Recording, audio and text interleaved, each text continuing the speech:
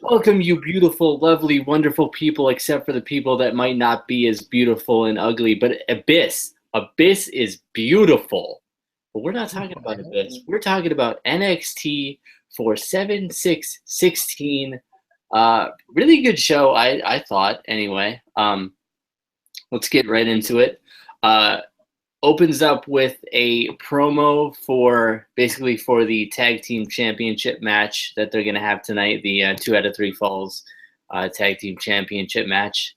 Did you have any thoughts on that opening promo video package? Um, yeah, I thought it was pretty cool. I don't know. I didn't really actually. Let me be honest. I didn't see the opening video package because I looked down for a second, and then I looked up and they were doing like I looked up and I was like, I saw the revival do it. I saw the revival, but I thought it was just the normal like opening like intro thing. So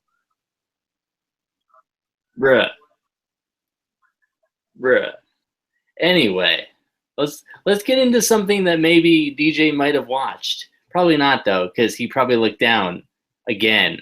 But anyway, we open up the official show with our opening contest: Bailey versus Alexa Bliss. Oh, I mean, I had sent DJ a message during this match that he ignored, but Alexa. I mean, Alexa always looks good. Don't get me wrong. that's exactly what he said. So I don't know what he was expecting me to say. Um, that was like exactly what he said. And at that point, I hadn't watched the show. So, and to me personally, she didn't look any different than usual to me tonight. So, Bruh, bruh, she was on fire. I had to go get a fan, and I had to put a fan on me because I was heating up too much. It was but anyway, I do love the push that they seem to be giving Alexa. It feels like, although the buckle bomb by Bailey was pretty nice, I have to admit. Even though it was on my girl Alexa, and I didn't approve, but it was nice. It was nice. And that, listen, people, you don't understand how much I love that modified choke slam thing that Alexa does. Whoever came up with that, it is genius. Oh, it is so good. But definitely a good match. I can't call it a clean win. Bailey clearly had a handful of tights after she had thrown some salt into Alexa's eyes, and it was all kind of shenanigans. And then afterwards, Bailey does cut a promo basically on her kind of recovery and journey back after injury. Nia cuts her off and comes out. We kind of get some words between the two without the mic because, why would you use the mic so we can hear you? Why would you do that? But basically sets up a rematch between Nia Jax and Bailey. So I'm excited. Hopefully this will somehow send Bailey to the main roster because I feel like she's needed to be up to the main roster for a while now. I don't know why they're keeping her down. I get, usually after injury in NXT, they keep him down for like a couple weeks just to make sure everything's okay. But I don't see any reason why she's not on the main roster. I mean, she hasn't even like had a match on the main roster. Even Emma, back before she officially made her, debut on the roster the first time, she did have, a match here and there on the main roster, but we haven't seen anything from Bailey on the main roster, which is kind of weird, I feel like. Any thoughts on the opening match or the promo? yeah, I definitely enjoyed the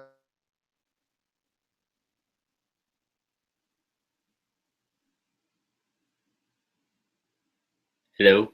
You're all frozen. Wait. Oh God. Oh God. He's frozen. His computer probably restarted. Most likely. Probably restarted.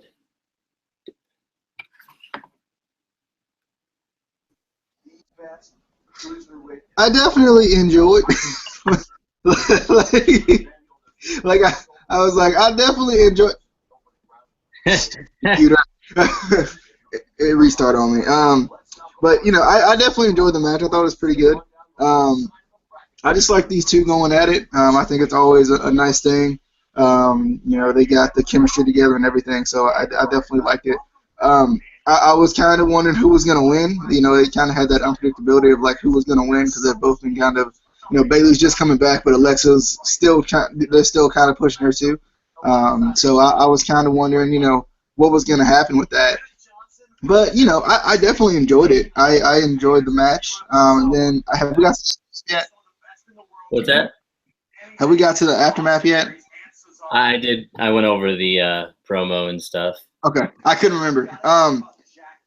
I like that too because I guess one more match, Christian style. I guess they're gonna do that, which is cool. I'm kind of wondering if Bayley's gonna win or if Bayley's gonna lose because like we've seen this match so much that it would be. Why am I joining? Anyway, we've seen this match so much that I just don't. I don't know what's gonna happen here. I think that's kind of the confusing thing. Is like what's the goal? Is because I feel like if Nia loses again, it's gonna kind of take your sleep just a little bit. Whereas Bayley has that, she already has that experience. She has that going on already. So I think and going back to what you were talking about with she hasn't done anything on the main roster yet. I agree. I think it is weird that she hasn't had any presence on the main roster at all. But even Billie Kay got a sniff of the main roster before Bayley did. So I'm definitely hoping that she'll get a chance at the main roster sometime soon. Also, I just want to let you know you got on the wrong account. You're on the Instant Classic Wrestling Podcast account. Okay, the only reason I'm on that account is that's the account that I'm automatically signed in on my phone. But anyway, next we get a special look at TM61. Just basically a video package. I liked it. I thought this was going to, go into a match that they were going to have tonight, and then they didn't have a match, and I was like, okay, that was weird. But I definitely like it. I feel like hopefully they're a tag team that they're going to build up because we've talked about it many times. NXT is kind of in a rebuilding process for their tag team division. And TM61 is definitely a good tag team to kind of throw in there, maybe to have challenge for the titles. But I'm definitely excited about them. Any thoughts on the video package? I'm sorry if you can hear my TV in the background. I don't have a remote to turn it down. Also, I'm not on my computer anymore, so that's why you probably can hear it more now. But yeah, this TM61 thing, I thought it was pretty cool. I wasn't necessarily expecting a match, but I did think it was pretty cool to see, to see those guys again, kind of keeping in the back of your mind that they are there, because a lot of times with these NXT guys, it feels like they get lost in the shuffle sometimes, or you just don't see them for a while, so you may forget them. So it's a good way to kind of keep them, definitely relevant. I like them a lot already, so I'm hoping, we get to see them soon. Yeah. So we get a Dash and Dawson interview. They're not afraid that they could possibly lose the titles. They're very confident that they will retain the titles. Any thoughts on the interview? I definitely liked it. I enjoyed the Revival promo. I think they get better and better every time they get a chance to talk. So I definitely enjoy listening to them. I was excited for the match though. I think this was helping to build up the match, but I think I was more excited for the match. I definitely think this felt more like a bigger show than recent NXT. Kind of felt even like an old school NXT show, I guess, if that's what you want to call it. Because in my opinion, I haven't been very impressed by the NXT shows since Takeover. and for a while, really. And like this one just kind of felt like what NXT, I guess, used to be all the time. You know, it had its big matches, or it had, you know, at least its good matches. But I definitely enjoyed the interview though. Yeah. See, I mean, the thing about it is that it didn't have Ty Dillinger. That's why it felt so good. That's why you were so impressed with it, because there was Actually, I did see him. I saw Ty Dillinger actually. So it did like now you're saying you like Ty Dillinger because you saw him, but you're trying to admit that you didn't see. but You saw him though. he wasn't on this show. You weren't there. You saw him though. You saw him in that video package with Shinsuke and Finn Balor. You saw him. He was right there. He was talking. I saw him. I mean, he was saying words, but nothing was relevant. I mean, it was.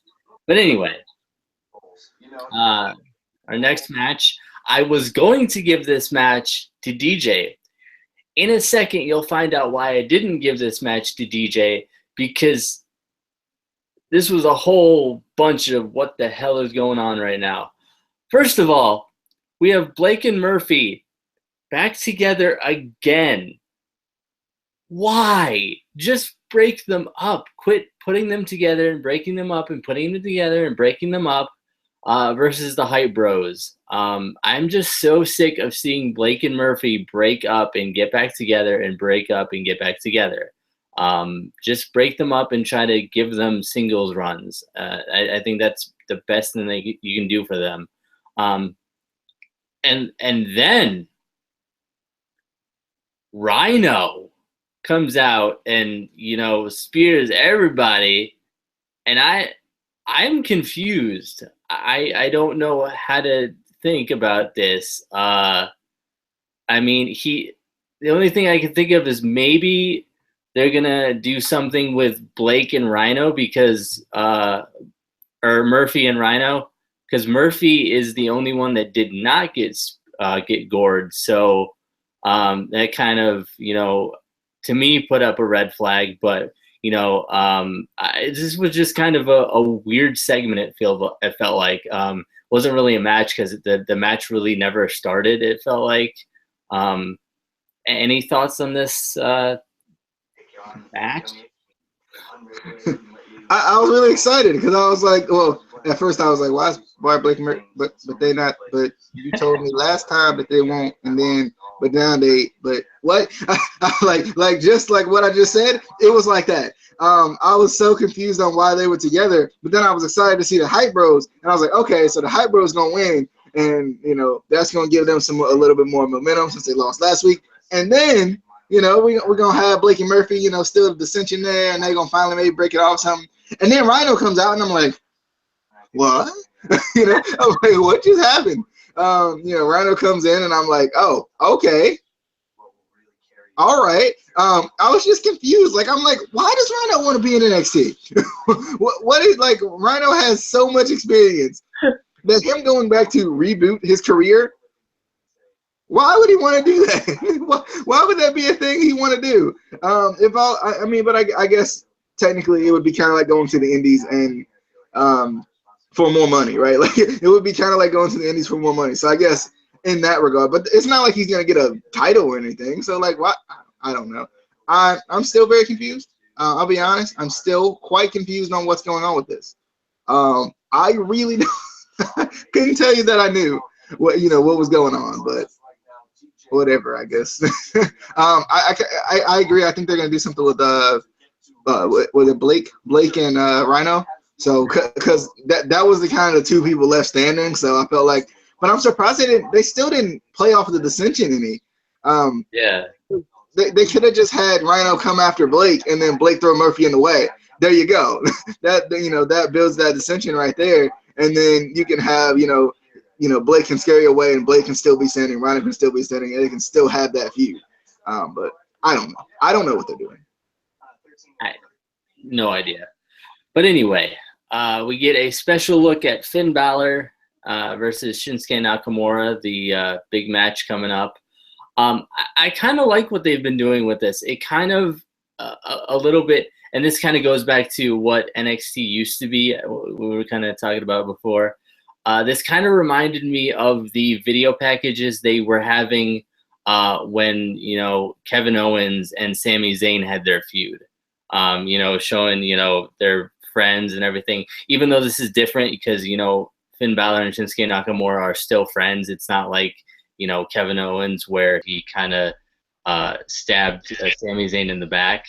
You know, Finn Balor and Shinsuke Nakamura are still friends, but they're still kind of showing, you know, pictures from, you know, back in Japan and things like that. So it kind of gives you that feeling of the video packages that we used to get with Sami Zayn and Kevin Owens. So I kind of like it. I'm just excited for this match, though. You know, I feel like everyone's excited for this match. But any thoughts on the special look at Finn Balor versus Shinsuke Nakamura? Yeah, I enjoyed this match. Not this match. This goodness. I enjoyed this little, you know, video package type thing. I thought it was, you know, really cool to kind of look into, you know, what they, you know, their history and whatnot. Because I didn't even know their history. Like I knew they were both in New Japan, but I didn't know they were friends. So I thought that was pretty cool. And like I said last week, it continues to build on the feud without having them get in the ring or without having one attack the other one, or having, you know, the normal face versus heel feud. It still builds on that respect feud, but it builds on it in a different way, and I like that. Yeah. I also like how they had, like, even Triple H was kind of talking about it, how, you know, when it's your best friend, you kind of, you know, you go harder to, you know, not disrespect them. You know, you want to kind of go as hard as you can. So that's kind of cool. So that's kind of building it up even more that it's going to be an awesome match. But we get an American Alpha interview next. Basically, their plan is to wrestle their match and execute their game plan. They said in the last match they tried to wrestle the Revival's match. They didn't try to wrestle their own match. So that's what they're going to do tonight is they're going to wrestle their own match, do their own game plan, and it's going to work. It's gonna work. Any thoughts on the interview? Um, I definitely liked it. I enjoyed it. I like hearing these guys, you know, just, you know, continue to build up the match just through the backstage. I like it. I not a lot to say, but I mean, I just liked it. I was excited for the match because I knew it was coming up next. So I was really, or at least I thought it was coming up next. So But next, the interviewer cameraman guy tries to get a reason why Rhino is back in NXT, but, you know, Rhino just keeps walking off again, just walking out of the building with his wrestling gear on, you know, no bag, nothing. Like, did he just come in his wrestling gear? Like, I don't get it. It doesn't make sense. I mean, 'cause he was outside leaving, and I'm like, bro, you didn't bring anything with you? Like, what's going on? But anyway, any thoughts on cameraman interviewer guy? I mean, do they not have money to get a interviewer and a cameraman? They got to, like, put it together. Is that what's going on here? I see. I don't know. I definitely. I don't know. I like the Rhino not saying much or anything, just breathing.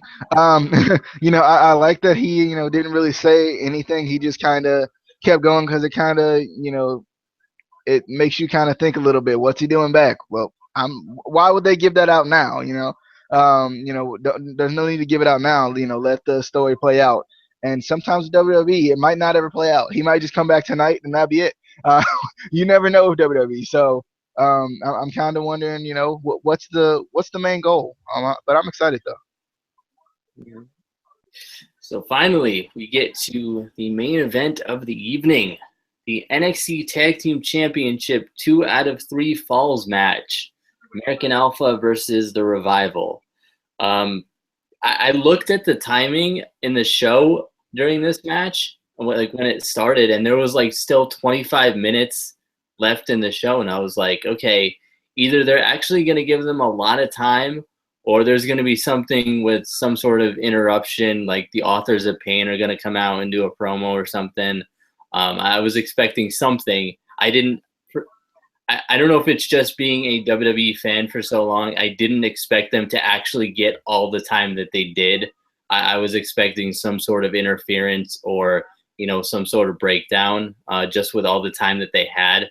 Because normally you don't get that much time in a match unless they really believe in you and really kind of want to.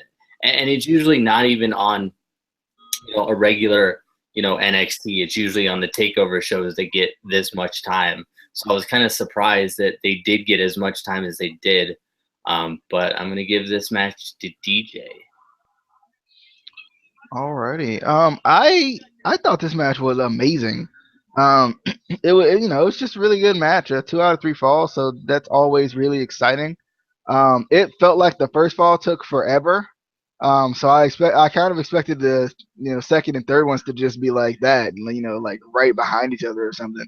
But this match was good. The Revival did a good job of working the leg of Jason Jordan. They actually played that like old school tag team game with the cutting off of the corners type thing. They did that like multiple times during this match, which a lot of people I think would think is boring, but I actually like it a lot. I thought it was nice, and I was wondering like, what are they trying to tell us? I was thinking like, are they trying to tell us that the Revival are the better team? Like technically they're the better team because they have the belts, but are they trying to tell us they're the better team because they can cut off the ring? More they have that tag team style like that, like or like are they like comparing like a newer generation to like an older generation? I guess I don't know. I was trying to figure that out the entire time. Like what are they trying to tell us in this match? What was the story they're trying to tell? And I definitely I enjoyed it. When Jordan finally got in, it was hype, like always. It definitely get excited when Jordan got in because it took a while. Because Jordan got cut, the ring got cut off from Jordan, and then the ring got cut off from Gable, and then Jordan finally got back in. So it took a while for Jordan to get back in again, and then Jordan finally got it going. The roll through ankle lock was freaking amazing by Jordan, and I like that they kept that because it it kind of gives it gives Jordan something to do too, because like Gable feels like the angle-esque guy, so it kind of gives them that kind of something that meshes them together. I was about to put mushes, but anyway, meshes them together, which I like. Um, and Gable would lock it on the outside. That would be the first fall.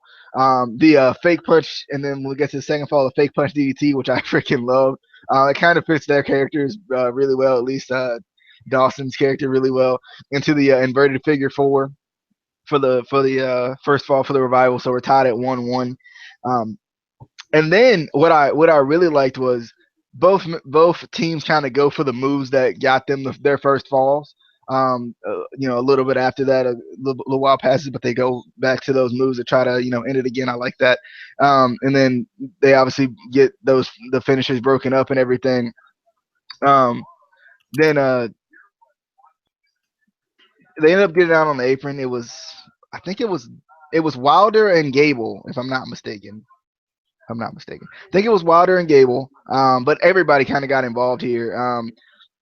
Jason Jordan that got taken out at one point. Then we get a Shatter Machine on the apron for the win by the Revival. I like that the apron spot because it kind of had you on the edge of your seat, like what's gonna happen, what are they gonna do, kind of how is it gonna play out. I enjoyed it though. I enjoyed that whole thing. I definitely enjoyed this match. I thought it was really good.